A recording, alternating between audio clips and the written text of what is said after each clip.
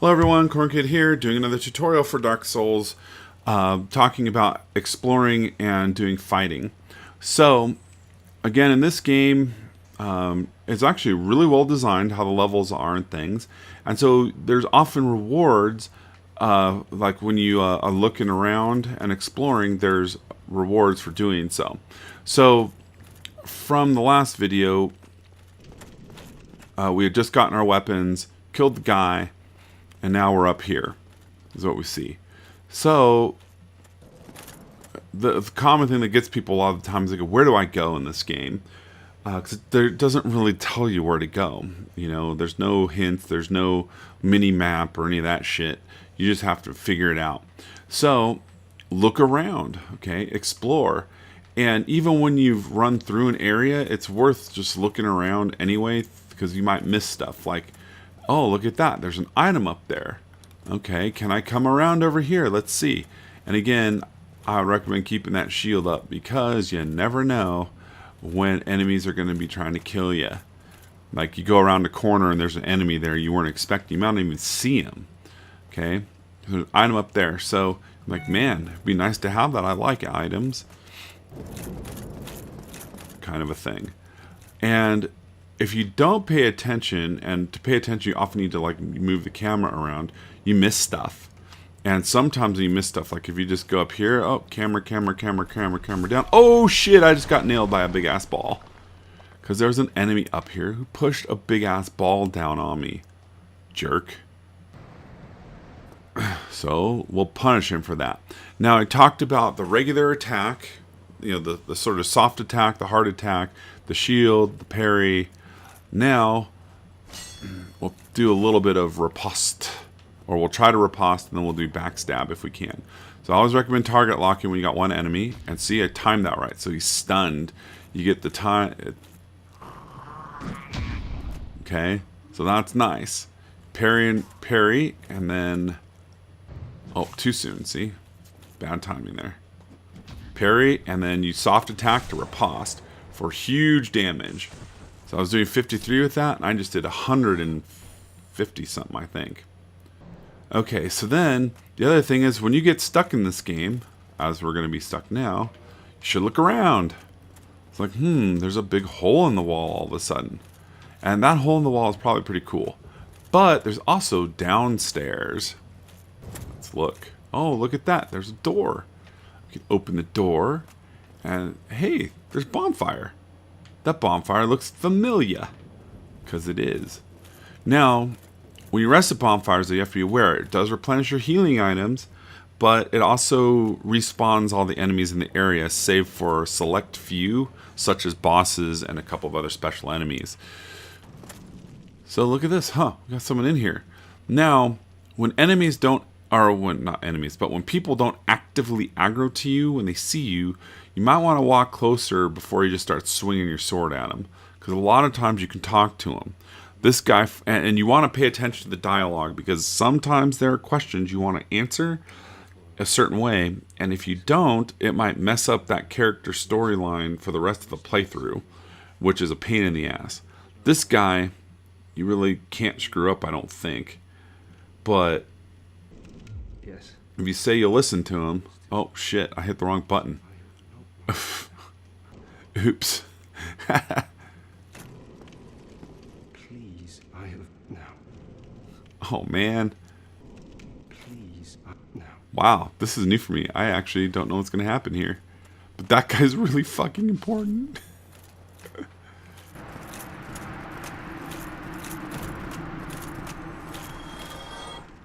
He dies and he drops an item, which is super important. Estus flasks are your healing items. And then he also drops the key to the door. You see? Nice. Alright, so now, the other thing about fighting. So first off, Estus flask. You use it to heal. And it's pretty fast. It's really the main healing item in this game. When you rest at bonfires, it replenishes your total number of Estus flasks. Okay, so now we open the door with the key. And I'm going to show you one other fighting technique. So again, my shield can block all physical damage. So I just sit here and I can block this guy. It's great. So I'm just going to do this. So this is sort of easy mode for melee. Oops, I don't want to kill them both. I just want to kill one of them. Okay, so now another technique we didn't talk about is backstabbing. So if you can get behind enemies and push into them and hit your soft attack while your shield's not up, you can do a backstab. Now it sounds really complicated. It's not. You keep your shield up, just usually circle around them, and then boom, big time damage. So backstabbing is key. Now, one other thing that's important is drop stabs. So, oh, why are you running? So remember that boss that we fought earlier? So to drop stab, you have to actually drop down on an enemy, and while you're in the drop, you need to hit your soft attack. Okay? And if you connect, you're going to cause massive damage.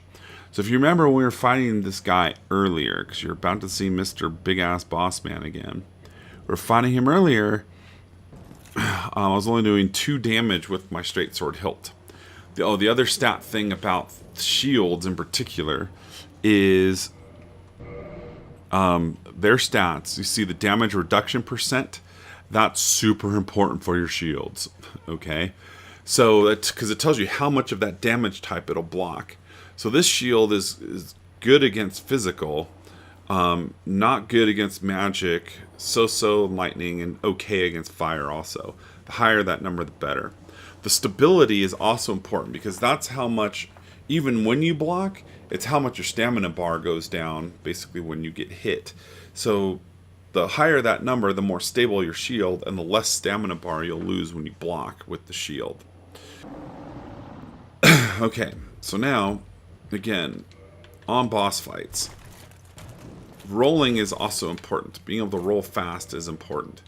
And again, you want to be below 50% if you want to have the faster roll than what I have now.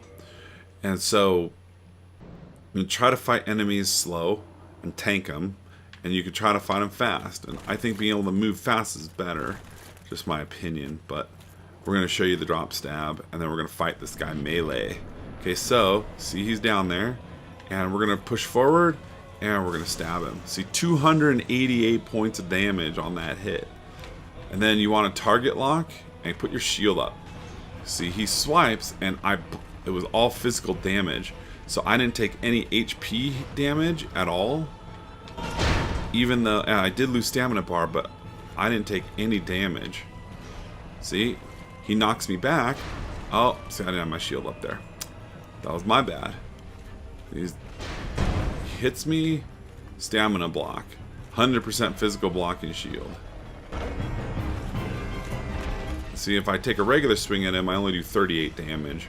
It's really not that much.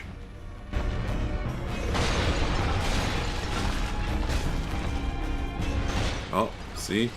Now, my stamina bar's getting low. I really don't want it to go to 0. Because if it goes to 0, come on, smack me quick. Oh shit. Okay, so I'm stunned now, but he didn't damage me, so I still blocked it, but I got stunned. And so again, target locking and just walking around this guy, for the most part, basically is pretty simple. And again, this is a melee character with 100% physical blocking shield, so basically I have to get up close and personal to hit him. But as long as I don't spend too much time like swinging away, I still have enough stamina to block. And stamina management is super important in this game. Like if I just keep plugging away at him, I drop my stamina and then he'll get free hits on me, which is not good. So, it's like, again, could basically stay in here all day because he just does physical damage and I've got 100% blocking shield. So as long as I have any stamina, I'm going to be okay. Now that was me taking my shield down. And the other thing is, it's not uncommon to have to back off in a fight and time when you're going to heal. You often don't want to spam healing while you're right next to enemies because they often will keep hitting you. And if you have low poise, they will knock you out of your healing animation, which sucks. But yeah, see, as soon as I can get my shield back up, it's up. And now we're gonna kill him. Oh, see, stun there. Now the other thing is there's invincibility frames when you roll. So like enemies try to hit you, and if you roll at the right time, they won't damage you. That, however, was not the correct. Oh, see. I want him to do his lateral hit so that it's a little easier to like demonstrate the whole. Come on, asshole. Oh, I timed it wrong. Timed it wrong, but I have my shield up, so I didn't take any damage. Smack. That was me being stupid. Come on, dude. Are you gonna keep your shield up or what? Oh, I'm caught by the pots. I'm caught by the pots. See, he smacked me right in the head. Except it didn't damage me because I was in my invincibility frame from the roll.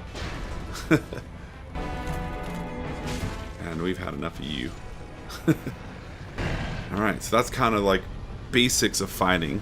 Again, keep your shield up. Even if it's not 100% physical block, it's probably better to keep your shield up, because if you take hits and stamina and lose HP and stuff, it's still better.